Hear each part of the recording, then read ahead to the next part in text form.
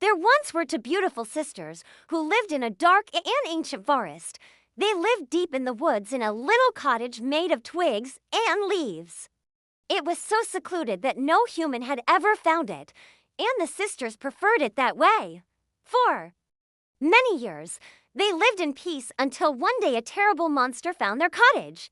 He was a big, bad wolf with sharp claws and teeth, and he hadn't had a good meal in a while.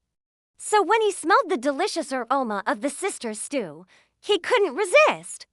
He crept closer to the cottage, and soon enough, he was at the door. The youngest sister felt something in her bones that told her there was danger near. She woke up her older sister and told her to come see something. Just as she finished her sentence, a big crash was heard from outside. The sisters peeked through a hole in the wall and saw the monster trying to break down their front door. "Run!" screamed the eldest sister. She grabbed her little sister's hand, and they dashed into the forest. The monster was quick, though, and soon got close enough to grab the youngest sister by the ankle. The sister screamed as she was dragged behind a log. But before the monster could do anything to her, the elder sister jumped in front of him and slashed his face with a dagger. The monster howled in pain and backed away from the sisters. That's when they knew they had to get out of there.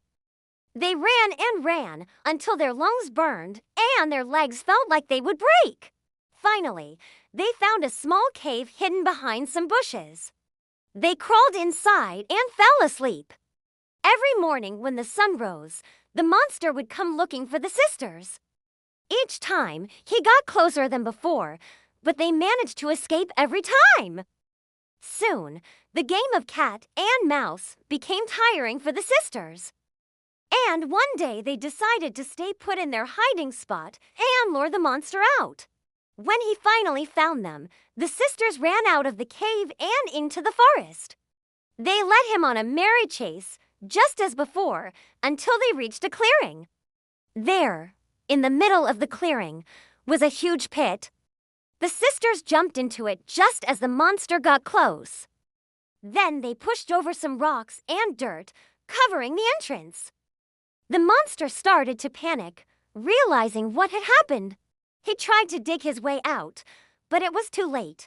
The sisters, with the help of some friends they made along the way, rolled more rocks and dirt over the opening, sealing the monster's fate. From that day on, the sisters continued to live in the forest, now with even more friends, safe from any monsters that might want to hurt them.